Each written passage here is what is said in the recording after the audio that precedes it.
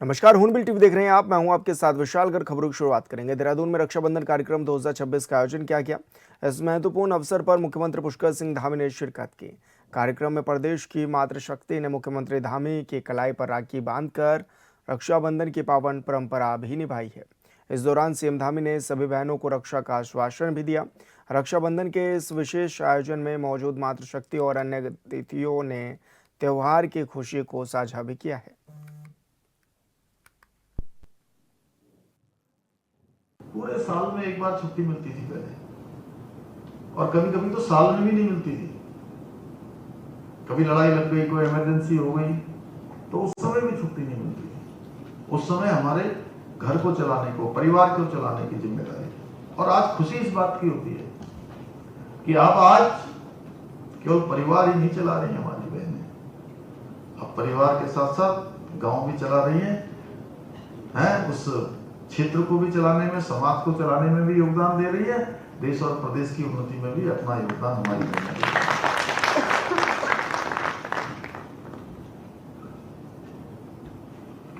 देखिए, उत्तराखंड में हमारी जो मातृशक्ति की है, जब हम उसकी बात करते हैं तो सच मानिए कि सच में मेरा सर भी बहुत ऊंचा हो जाता है, गर्व से ऊंचा होता है। क्योंकि हमारी जो उत्तराखंड की भूमि है, ये माँ नंदा की भूमि है, माँ गौरा की भूमि है, माँ पार्वती की भूमि भी है, कैलाश भी यही है, गंगा यमुना, ये ऐसी हमारी पवित्र भूमि है। और यहाँ पर जो हमारी महिलाओं के संघर्ष की कहानी है, उस संघर्ष की कहानी ने उन्हें कभी कमजोर नहीं होने दिया, बल्कि उसको सबसे बड़ी अपनी ताकत बनाया, अपनी शक्ति बनाया।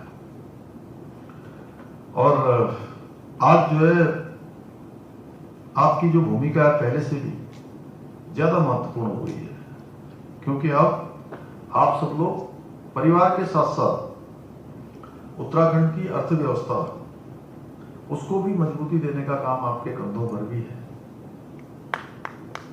और खुशी है कि अभी 3,09,000, आज से लगभग 20-25 दिन पहले का आंकड़ा है, हमारी बहनें लखपति दीदी बन गई हैं। और अब लखपति दीदी और कुछ दीदियां जो है हमारी अब करोड़पति बनने वाली हैं, करोड़पति दीदी भी बनने वाली हैं। बहुत अच्छा काम कर रही हैं कई जगह पर।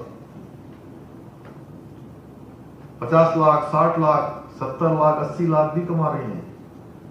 अब वो कुछ ही सालों में जो है करोड़ों में पहुंच जाएंगी। बहुत तेजी से तरक्की कर रही हैं। तो जब आप सब एक काम करती हैं, तो जिस प्रकार एक भाई अपनी बहन की सम्मान, सुरक्षा और उनकी खुशहाली, उनकी हर प्रकार से समृद्धि हो, उसकी जिम्मेदारी को मैं अपना भी, अपने जीवन का भी सबसे बड़ा धर्म मानता हूं। और मेरी प्राथमिकता रही है हमेशा कि हमारी मातृशक्ति हर क्षेत्र में आगे आनी चाहिए, कोई क्षेत्र उनसे छूटना नहीं चाहिए। हमारे प्रधानमंत्री जी ने लगातार अपनी सरकार में आने के बाद महिला सशक्तिकरण को, महिलाओं को आगे बढ़ाने के लिए जो काम किए, वो केवल भाषणों में नहीं, उन्होंने अपनी ठोस नीतियों के माध्यम से, योजनाओं के माध्यम से उसको धरातल पर उतारने का काम किया। पहले की सरकारों के समय में केवल भाषण बड़े बड़े होते थे, नारे लगते थे, महिलाओं को आगे लाएंगे, गरीबी हटाएंगे।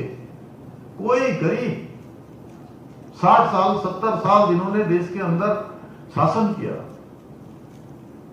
पूरे देश के अंदर एक ही पार्टी की शासन होता था, तो कोई गरीबी नहीं हटी, गरीबी हटते चले गए, धीरे धीरे गरीब समाप्त होते चले गए। लेकिन प्रधानमंत्री जी ने देखिए कितनी योजनाएं चलाई, जनधन योजना, खाते खोले, सब महिलाओं की भागीदारी उसमें सुनिश्चित करवाई, स्वच्छ भारत मिशन चलाया, जिसमें करोड़ों करोड़ शौचालय खोले। कितनी परेशानी होती थी, जो लोग मैंने देखा है कि अगर दिन में कहीं शौच जाना है तो जा नहीं सकते थे, सवेरे अंधेरे में जाते थे या फिर रात को जाते थे, शौचालय नहीं होते थे। मैंने स्वयं देखा है सब। ग्रामीण क्षेत्रों में अभी अब तो सब जगह बन गए। पहले इस प्रकार का था। चूल्हे के धुएं से मुक्ति दिलाने का काम मैं कई बार कहता हूं। आज सिलेंडर जो है आपके फोन पर सिलेंडर घर पहुंच रहे हैं।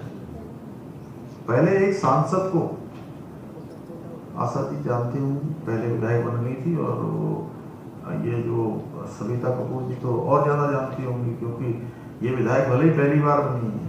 जितनी बार भी कपूर साहब विधायक बनते थे यही पीछे रहती थी हर बार। तो सिलेंडर गैस का जो है उसको लेने के लिए एमपी का कोटा लगता था, मेंबर ऑफ पार्लियामेंट का। अब हम कहते हैं जी 12 करोड़, 14 करोड़, 15 करोड़, 16 करोड़ लोगों को प्रधानमंत्री मोदी जी ने सिलेंडर दे दिए,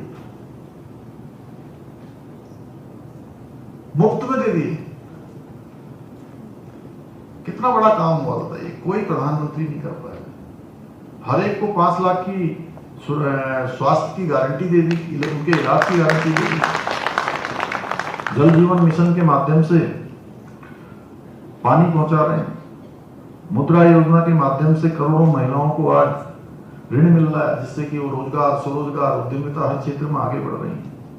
अभी देश के अंदर 33% का आरक्षण लाने के लिए उन्होंने मातृशक्ति का जो विधेयक लाकर जो है उसको पास कर दिया, कानून बना दिया है, जल्दी लागू होगा। हमारी सरकार ने भी बहुत सारे काम राज्य के अंदर किए हैं।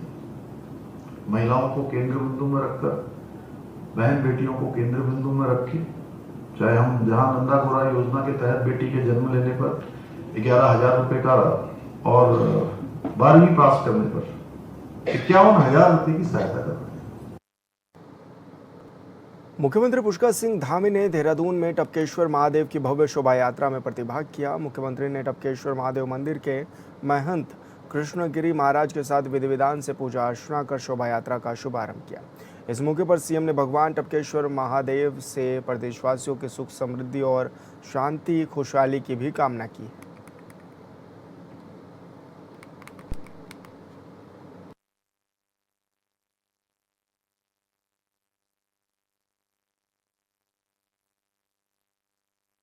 मैं सबसे पहले तो आज जो टपकेश्वर महादेव शोभा यात्रा, भव्य यात्रा जो हर वर्ष निकलती है, सभी भक्तजनों को, सभी श्रद्धालुगणों को और हमारे पूज्य संतगण जो इस पूरी यात्रा को संयोजित करते हैं और भक्तों का सैलाब उमड़ता है, मैं उसकी सबको बहुत बधाई देता हूँ, बहुत शुभकामनाएं देता हूँ। और ये भक्ति का सागर है। बाबा की कृपा से लाखों लोग इस यात्रा को किसी न किसी रूप में उसके सहभागी बनते हैं, पुण्य के भागी बनते हैं। और ये यात्रा हर वर्ष एक नया उत्साह लेकर आती है।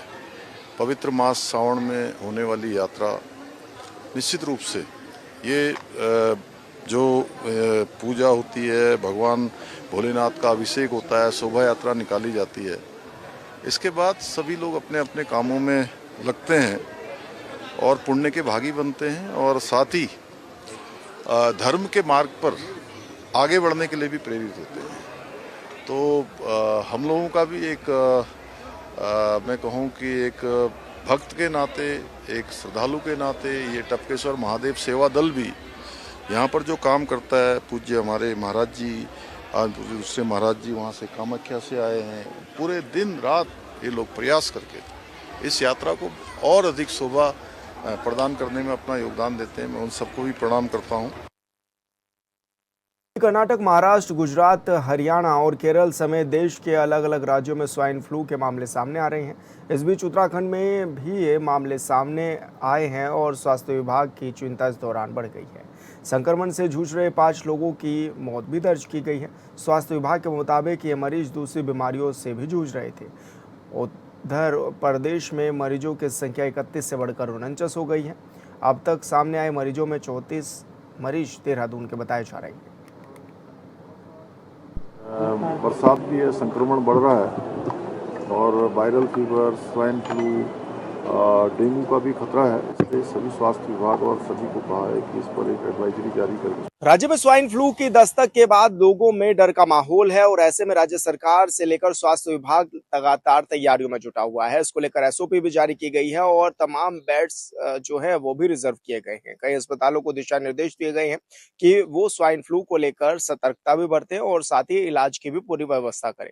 इसी के साथ ही ये भी देखा जा रहा है कि राज्य में अभी तक 49 मरीज जो है वो स्वाइन फ्लू के पाए गए हैं और 5 मरीजों की इसमें मौत भी बताई जा रही है, जो कि स्वाइन फ्लू के कारण हुई है। हालांकि इसमें जब केस स्टडी देखा गया तो ये भी सामने आया है कि जो ये 5 मरीज थे, इनमें पहले से ही अन्य बीमारी या की भी वजह से इनकी मौत हुई है।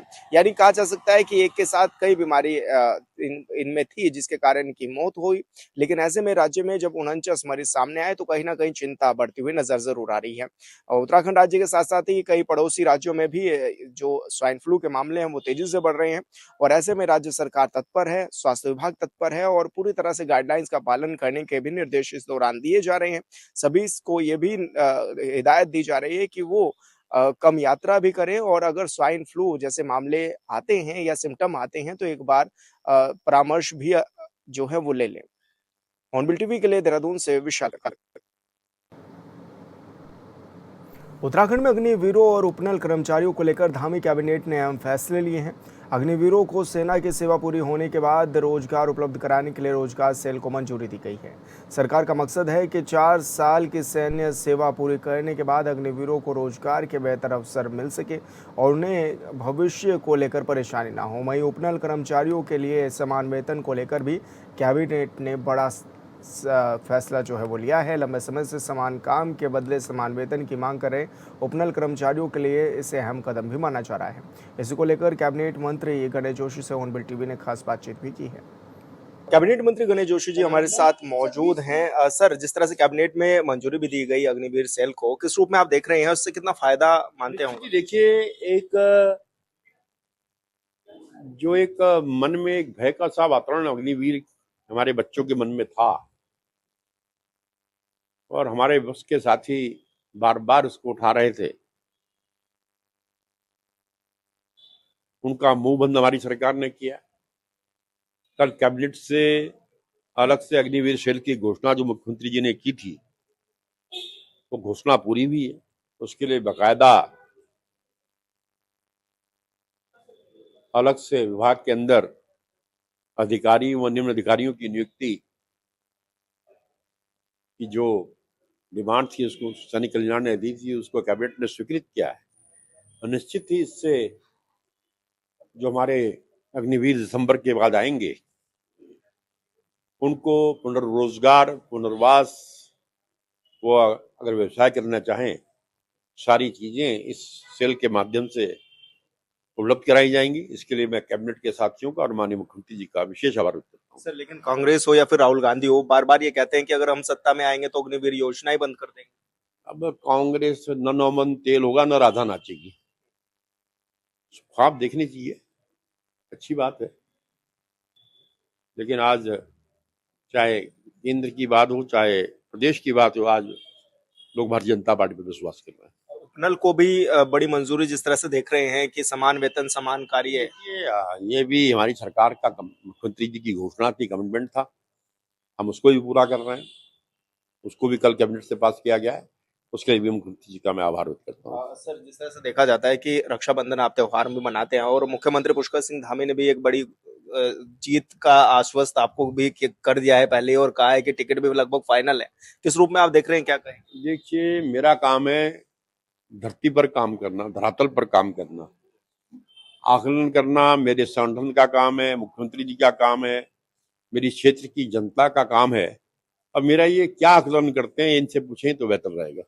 सैन्य धाम को लेकर के क्या है सर, कब तक? बहुत जल्दी जो है यहाँ की वीर माताओं को, वीर नारियों को, यहाँ की आम जनता को समर्पित किया जाएगा।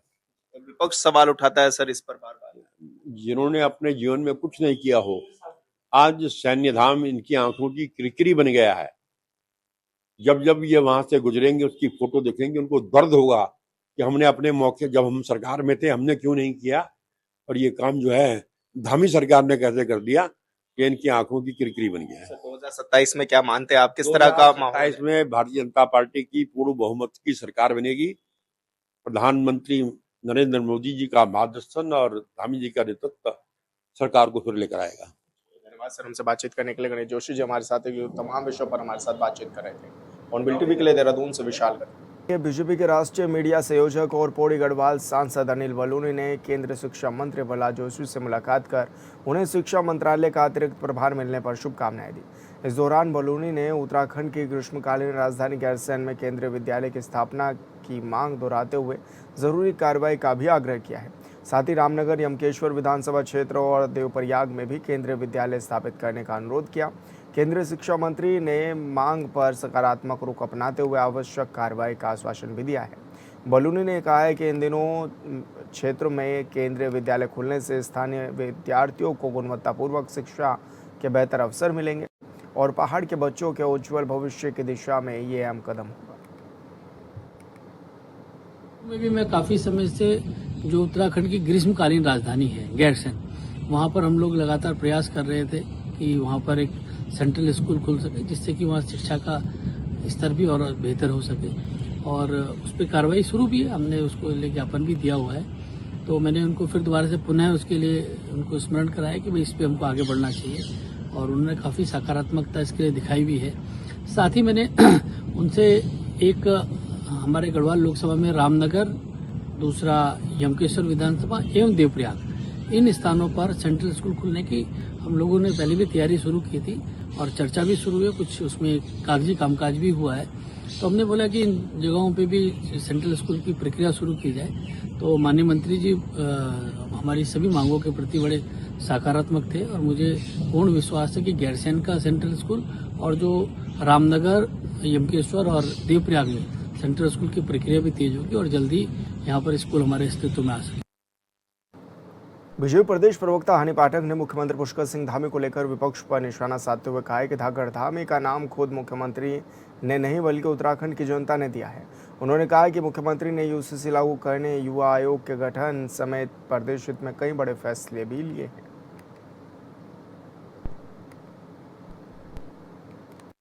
धाकड़ धामी का नाम धाकड़ धामी सिर्फ उन्होंने नहीं रखा है, उत्तराखंड की समस्त देवतुल्य जनता ने उनको धाकड़ धामी के नाम से नवाजा है। और धाकड़ तो वो निश्चित रूप से, जिस प्रकार से धाकड़ फैसले उत्तराखंड की भूमि पर हो रहे हैं, यूसीसी लागू करने वाला उत्तराखंड पहला राज्य बनता है, युवा आयोग बनाने वाला उत्तराखंड पहला राज्य बनता है, अग्निवीर में 4 साल की नौकरी कर लेने के बाद यहाँ पर 40 साल तक की उनकी जिम्मेदारी अगर लेती है तो वो उत्तराखंड सरकार लेती है कि उनको पुलिस उस विभाग में चाहे कोई और विभाग में आरक्षण दिया जाता है नौकरी में। और जिस प्रकार से दंगा विरोधी एक्ट से लेकर महिलाओं को 30% 36 आरक्षण से लेकर उत्तराखंड आंदोलनकारियों की वेतन वृद्धि से लेकर अनेकों फैसले धाकड़ धामी ने करके उत्तराखंड में दिखाए हैं, उससे निश्चित तौर पर ये मोम के जो पुतले हैं उनको उसकी तपन बर्दाश्त नहीं होने वाली है, और इस तरीके की बातें वो करेंगे ही करेंगे। कांग्रेस प्रदेश महामंत्री संगठन राजेंद्र सिंह भंडारी ने बीजेपी पर आरोप लगाते हुए कहा कि बीजेपी के लोग आपस में ही लड़ रहे हैं और एक दूसरे के पीछे पड़े हैं। उन्होंने आरोप लगाया कि प्रदेश के विकास के बजाय बीजेपी नेताओं का ध्यान लूट खसोट और अपने अपने गोरख धंधों चलाने पर है।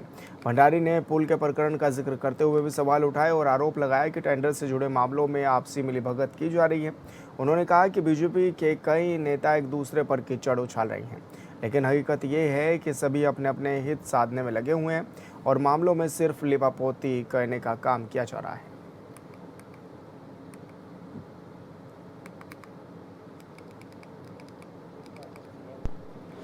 एक दूसरे के पीछे पड़े हुए हैं, सबके गोरख धंधे चल रहे हैं। अब इनको ये लग रहा होगा ये कैसे कमा रहा है, तो वो लोग उसको लग रहा हो कैसे कमा रहा होगा। इन्होंने पूरा प्रदेश, इनका काम विकास करने का तो है ही नहीं, इनका काम तो कुल मिला के कहाँ से लूट खसोट की जाए, और ये सब लिप्त हैं।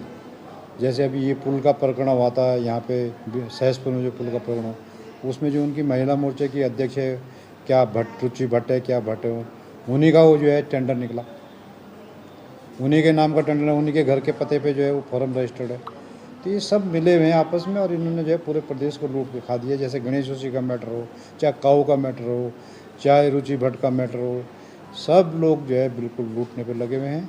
और कुछ नहीं, ये सब लीपापोती है, एक दूसरे पे लीपापोती करने की हुआ है, बाकी कुछ नहीं। एक दूसरे को नीचे दिखाने की जरूरत है, क्योंकि इनके कुछ नेताओं से नहीं बन रही है, उनके कुछ नेताओं से नहीं बन रही है, इस वजह से एक दूसरे पे ये कीचड़ उछाल रहे, लेकिन सब धंधे में, गोरख धंधे में लिप्त है। चंपावत में जिलाधिकारी मनीष कुमार के निर्देशों के अनुपालन में जिला खाद्य सुरक्षा विभाग का सघन निरीक्षण अभियान लगातार जारी है। आगामी रक्षाबंधन और जन्माष्टमी पर्व को देखते हुए वरिष्ठ खाद्य सुरक्षा अधिकारी योगिता तिवारी ने विभागीय टीम के साथ कई मिठाई प्रतिष्ठानों का औचक निरीक्षण किया है। इस दौरान मिठाइयों की गुणवत्ता परखने के साथ ही किचन एरिया की स्वच्छता और हाइजीन स्थिति का भी गहनता से जांच की गई है। साथ ही प्रतिष्ठानों से मावा, बर्फी, बेसन लड्डू, गुलाब जामुन जैसी मिठाइयों के 5 नमूने एकत्रित कर प्रयोगशाला जांच के लिए भी भेजे गए हैं।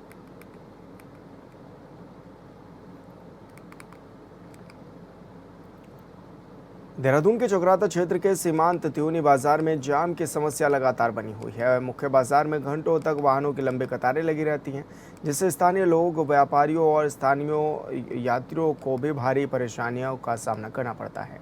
संकरी सड़क और बढ़ते ट्रैफिक के कारण आए दिन जाम की स्थिति बन जाती है।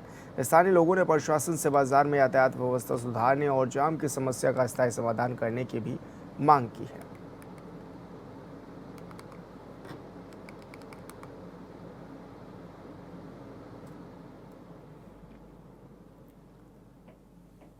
चमोली जिले के दूरस्थ सरहदी क्षेत्रों में केंद्र सरकार की सीमा दर्शन योजना के तहत नीतिमाना दर्रे से सटे पौराणिक धार्मिक स्थलों, तालों, बुग्यालों और पर्यटकों स्थलों को खोलने के बाद इन ऊंचे इलाकों में फिर से जान आ गई है। नीति वैली के ऋतु प्रवासी गांव में 15 सदस्य आध्यात्मिक पर्यटन दल ने डॉक्टर मान सिंह राणा के सहयोग से कैलांग मंडी गोटिंग तक सीमा दर्शन भ्रमण किया। वहीं सेना के जवानों का गर्मजोशी से स्वागत भी इस दौरान हुआ। मातृशक्ति ने भारत माता की जय के उद्घोष के साथ जवानों और अधिकारियों को रक्षा सूत्र बांधकर उनकी दीर्घायु की भी कामना की।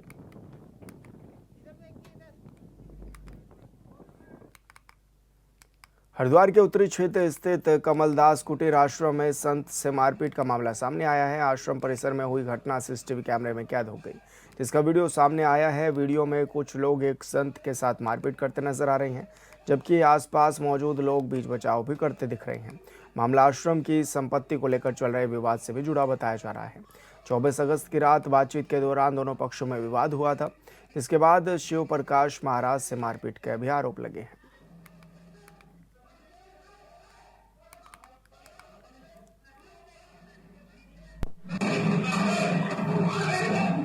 ये है कि हमने चेला बना दिया, अब वो चाहते हैं मैं बनूंगा चेला, मैं संपत्ति हड़पूंगा सभी। और आता जाता वो हम लट्ठैतों को थोड़ा विद्वान को बनाएंगे, गद्दी विद्वानों की है तो विद्वानों को हमने बनाना है। लट्ठैतों से तो हमने ये आश्रम नहीं चलेगा। तो इस उद्देश्य से वो इस ईर्षा के बस उसकी तरह वो जिधर निकले उधर आंखें दिखाते, वो भोजन कर रहा था तो आंखें दिखा रहे थे। इसी बात पर थोड़ा बातचीत हुई तो हमने तो मना किया और लड़ाई झगड़ा करने लगे और कहीं एक आगे हमला करने के लिए। तो हमने छोड़ा और ये सेवक है धर्मेंद्र, उसने छुड़ाने की कोशिश की और ये सब मक्कारी किया। कुछ ने उसने बहाना लेता है कि मैं आश्रम की भलाई कर रहा हूँ। आश्रम को आज तक कई वर्ष हो गए 10 रुपया कभी नहीं दिया है। और फिलहाल इस बुलेटिन में मेरे साथ इतना ही। आप देखते रहिए हॉर्नबिल टीवी। नमस्कार।